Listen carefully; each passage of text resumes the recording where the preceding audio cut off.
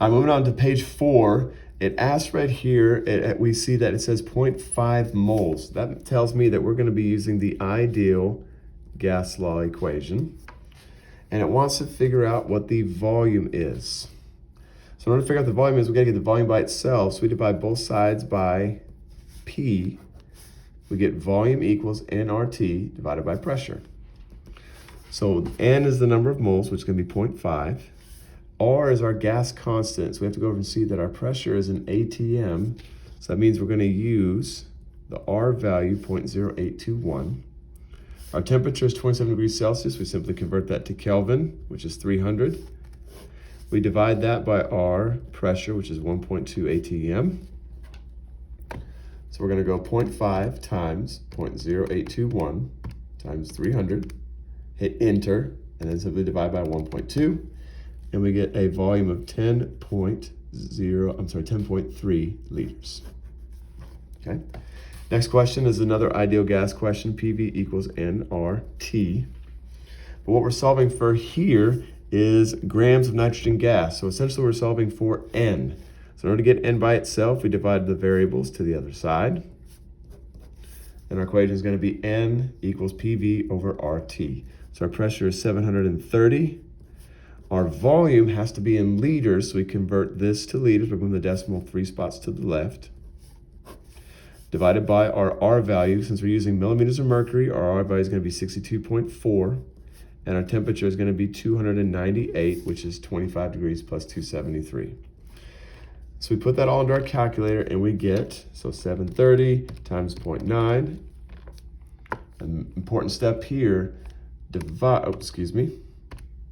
our answer. We got to put this part in brackets, 62.4 times 298, and then close it off. And we get 0.0353 moles.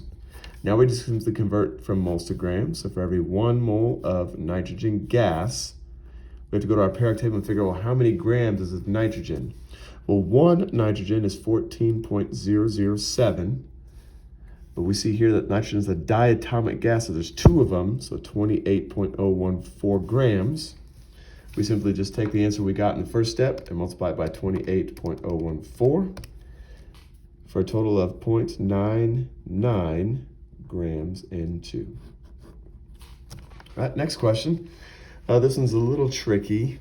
So we see here it says, what volume in liters of hydrogen peroxide must be used to produce 1 liter of oxygen gas? So see here, we're going to have to do kind of a mole-to-mole ratio, okay? So I like to do proportions. So how many liters of hydrogen peroxide are going to be used to make 1 liter of oxygen gas, okay? Well, as you guys know, anytime there's a 1 in front of something, it means it's 22.4 liters. Well, if there's a 2, we just take 22.4, multiply it by 2. Now what we're going to do here is cross multiply, divide, solve for x, and we get 2 liters hydrogen peroxide. All right. Similar question here on 22, another stoichiometric problem. We've got to write an equation though. So we have octane gas is going to be burned in combustion. We're going to go ahead and balance it. I'm not going to go through the steps of balancing. I'm just going to tell you what the equation should look like. It's going to look like this. And it wants to know how many liters of oxygen gas are needed to burn 1 gram of octane. So there's our proportion there. Well, in our equation, we have 25 units of oxygen gas. Okay? And in our equation, we have 2 units of octane. So we go to our periodic table and we add up all of the masses and we figure out that one of them weighs 228.464. We're just simply cross multiply, divide, and solve for x. And we get 1.23 liters oxygen gas. Okay. Next one here is a little tricky. It's a partial pressure question. And it says, what is the partial pressure of oxygen at 1 atmosphere if the partial pressure of helium is this and partial pressure of carbon dioxide is this? So we have 3 gases. We have CO2, we have helium, and we have oxygen gas. And we know that all of them add up to 1 atmosphere. But all of our measurements are in millimeters of mercury, so we just know that instead of just saying 1, they add up to 760. So the 760 is going to add up to 10.5 plus 609.5 plus whatever oxygen is. So to figure this out, I'm just going to add these two numbers together and subtract them from 760. So it'd be 760 minus these two numbers added together would equal oxygen gas. And we find out that is 140 mmHg.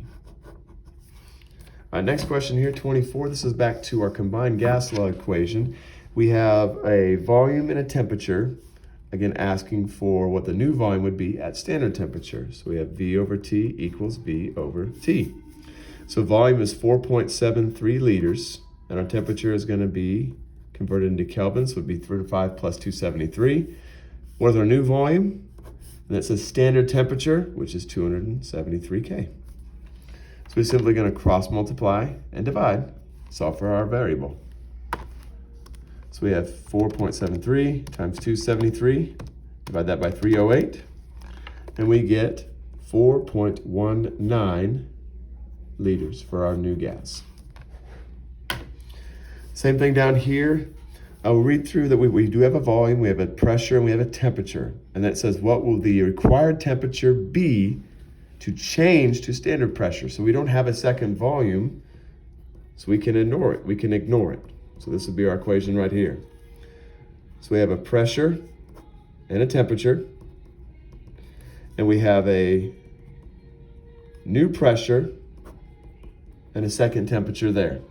So standard temperature, standard pressure in kPa is going to be 1 on 1.3. So we're going to cross multiply, divide, solve for x, and we find that it is 375.9 K. But it wants us to figure it out in Celsius. So what I simply do is subtract 273.